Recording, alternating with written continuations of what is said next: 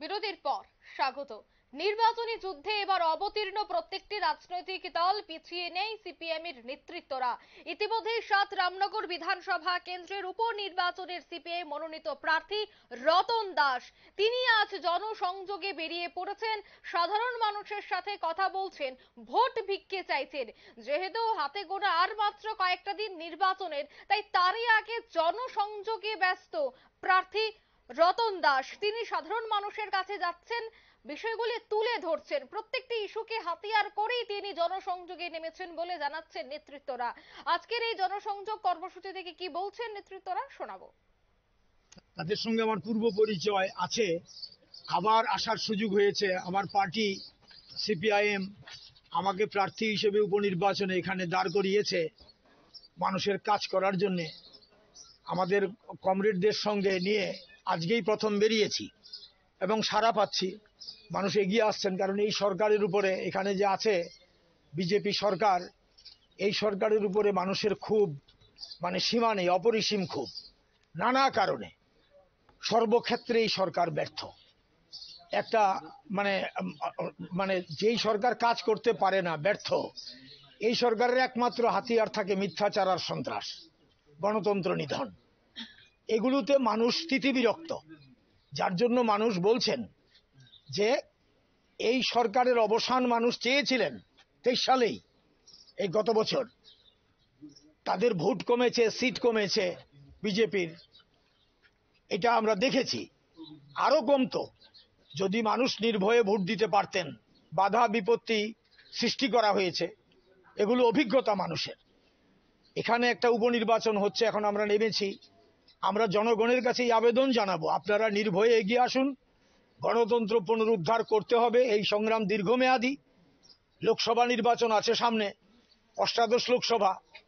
এই লোকসভা নির্বাচনে বিজেপিকে পরাস্ত করতে হবে, কারণ ভারতবর্ষের স্বাধীনোত্তর ভারতের সবচেয়ে জঘন্যতম সরকার হচ্ছে নরেন্দ্র মোদীর নেতৃত্বে বর্তমানে কেন্দ্রীয় সরকার।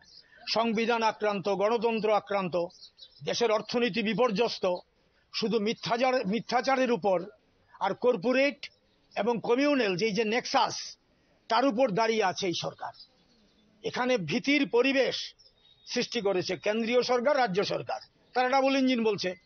আমাদের লড়াই হচ্ছে তাদের যে এই জনবিরোধী নীতি, তার বিরুদ্ধে।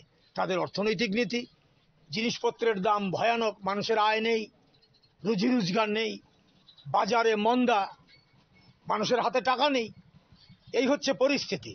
রেগার কাজ নেই, টুয়েপের কাজ নেই। এই সমস্ত বিষয়গুলো বিধানসভাতে তুলে ধরতে চাই।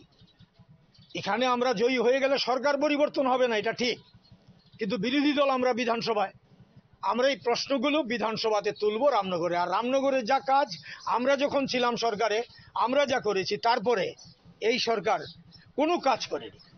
আপনারা দেখুন গোটা বিধানসভা কেন্দ্র ঘুরে যে এই সরকারের আমলে একটা কাজ করেছে কিনা। একটি কাজও করেনি এই এলাকার মধ্যে। এই সরকারের বিধায়ক যিনি ছিলেন তিনি, বাই সরকার, সব বামফ্রন্ট আমলের যা ছিল তাই এখন ভেঙে ভেঙে পড়ছে। এগুলো মেরামত পর্যন্ত ওরা করতে পারে না। রাস্তাঘাটের অবস্থা দেখুন, সব আমরা করেছি। গোটা এলাকার উন্নয়ন আমাদের সরকারের সময়। এই বিষয়টা মানুষের স্মৃতিপটে আছে। আমরা এই কথাটাই মানুষের কাছে বলছি, অভিজ্ঞতার ভিত্তিতে, কাস্তে হাতুড়ি তারকা চিহ্নে আপনারা ভোট দিন।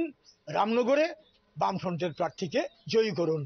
অ্যাট দ্য সেম টাইম লোকসভাতে আশিসবাবু দাঁড়িয়েছেন কংগ্রেসের প্রার্থী, তাকেও ভোট দিয়ে জয়ী করার আবেদন আমরা সিপিআইএম এর পক্ষ থেকে, বামফ্রন্টের পক্ষ থেকে করছি। একসঙ্গে দুটো ভোট হচ্ছে রামনগরে, আর অন্য জায়গায় একটা ভোটই হবে। আপনারা শুনলেন প্রার্থী রতন দাসের বক্তব্য। তিনি বলছেন যে আজ জনসংযোগে গিয়ে অনেকটাই সাড়া পাচ্ছেন। এছাড়া সরকারের সমালোচনায় তিনি মুখর হন। মুদ্রাস্ফীতি থেকে শুরু করে দ্রব্যমূল্যের অগ্নিমূল্য, প্রত্যেকটা বিষয় নিয়ে কিন্তু আজ ওনাকে বিরোধিতা করতে দেখা গেছে। নিয়ে নিচ্ছে ছোট্ট একটি বিজ্ঞাপন বিরতি, সঙ্গে থাকুন।